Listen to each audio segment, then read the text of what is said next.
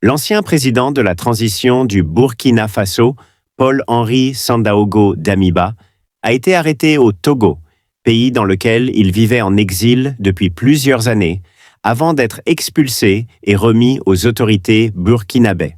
Damiba extradé. Quand je dis que ça va chauffer dans l'affaire Damiba, ce n'est pas une formule. Damiba ne tombera pas seul. Il a les noms, les preuves, les disques durs, tout ce qui révèle les stratégies, plans et réseaux.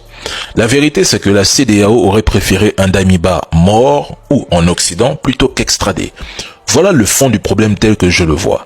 Damiba au Burkina, ça annonce une nuit longue pour les ennemis du pays. Il suffit de regarder les réseaux. La panique est totale et je sais que des noms vont sortir, des arrestations vont suivre et de nouvelles accusations seront formulées. Le capitaine Ibrahim Traoré fait ce qu'il dit et dit ce qu'il fait. Oui, le président fort s'exposera à des critiques de la CEDEAO, mais Damiba a violé les conditions de son asile en tant que réfugié. Pour rappel, Paul-Henri Sandaogo Damiba a pris le pouvoir en janvier 2022 à la suite d'un coup d'État militaire qui a renversé le président démocratiquement élu Roch Marc Christian Kaboré, arrivé au pouvoir en 2015 et réélu en 2020. Ce renversement faisait suite à une grave crise sécuritaire marquée par la montée du terrorisme et l'insécurité dans plusieurs régions du Burkina Faso. À l'époque, les auteurs du coup d'État avaient justifié leur action par l'incapacité du gouvernement à protéger la population. Paul-Henri Sandaogo Damiba est alors devenu président de la transition, dirigeant le pays pendant plusieurs mois. Cependant, en septembre 2022, il a été à son tour renversé par un autre coup d'État mené par le capitaine Ibrahim Traoré. Après sa chute, Damiba a quitté le Burkina Faso et s'est réfugié au Togo, où il est resté en exil. Il était à l'origine du coup d'État contre Roch Marc Christian Kaboré en 2022 au Burkina Faso, avant de subir lui-même un second coup d'État.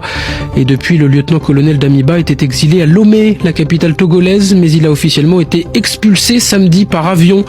Il s'agit plus exactement ici d'une extradition décidée par la justice togolaise. Depuis, les autorités burkinabais accusent l'ancien chef de la transition d'être le cerveau de plusieurs tentatives de coup d'État visant à déstabiliser le pays et à renverser le régime actuel. Dans la nuit du 3 au 4 janvier 2026, le gouvernement burkinabé a annoncé avoir déjoué une nouvelle tentative de putsch. Selon le ministre de la Sécurité, l'opération devait débuter le 3 janvier à 23 heures. Le plan prévoyait des assassinats ciblés, notamment contre le capitaine Ibrahim Traoré, chef de l'État, des attaques coordonnées contre des sites stratégiques et la prise de contrôle de certaines infrastructures sensibles, dont une base de drones utilisée par les forces armées. L'objectif de ces actions était de provoquer un chaos sécuritaire et politique afin de faciliter un renversement du pouvoir en place. Plusieurs personnes ont été interpellées, principalement des militaires, mais aussi des civils soupçonnés d'avoir participé à l'organisation du complot. Les autorités ont indiqué que les enquêtes se poursuivent afin d'identifier tous les réseaux impliqués, leur soutien financier et leurs contacts à l'étranger. Le gouvernement burkinabé accuse formellement l'ancien président de la transition, Paul-Henri Sandaogo Damiba, d'avoir piloté l'opération depuis l'extérieur du pays. Il est soupçonné d'avoir assuré le financement du complot, d'avoir recruté des civils et des soldats, d'avoir coordonné les mouvements des putschistes et d'avoir planifié les actions à distance. Selon les autorités de Ouagadougou, le financement de cette tentative de coup d'État aurait atteint environ 1 milliard de francs CFA.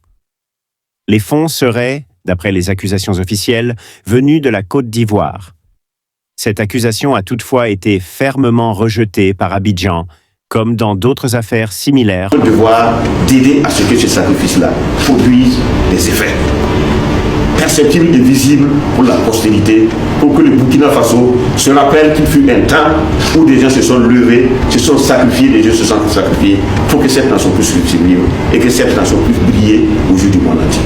Donc je vous remercie, Kabila Président, et je vous renouvelle en tout cas toute notre disponibilité à œuvrer, à faire de ce qui est notre possible, en tout cas pour ce qui nous reste encore de vie, que Dieu vous le bien nous accorder, pour en tout cas aller de l'avant dans cette lutte qui a été engagée, irréversible, pour laquelle il faut qu'on aille jusqu'au bout. Merci, Kabila Président. Le 12 janvier 2026, les autorités togolaises ont reçu une demande officielle d'extradition émanant des autorités judiciaires du Burkina Faso concernant Paul-Henri Sandaogo Damiba, ressortissant burkinabé. Cette demande visait à permettre à la justice burkinabé d'entendre l'ancien président de la transition dans le cadre des enquêtes en cours. L'information a été rendue publique à la télévision nationale togolaise afin d'informer la population de la procédure judiciaire engagée.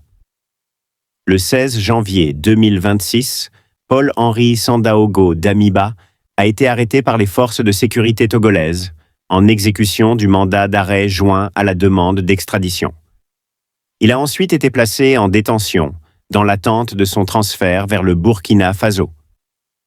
Le gouvernement togolais a déclaré qu'il avait été remis officiellement aux autorités burkinabé le 17 janvier 2026, conformément aux accords judiciaires et aux procédures en vigueur entre les deux pays.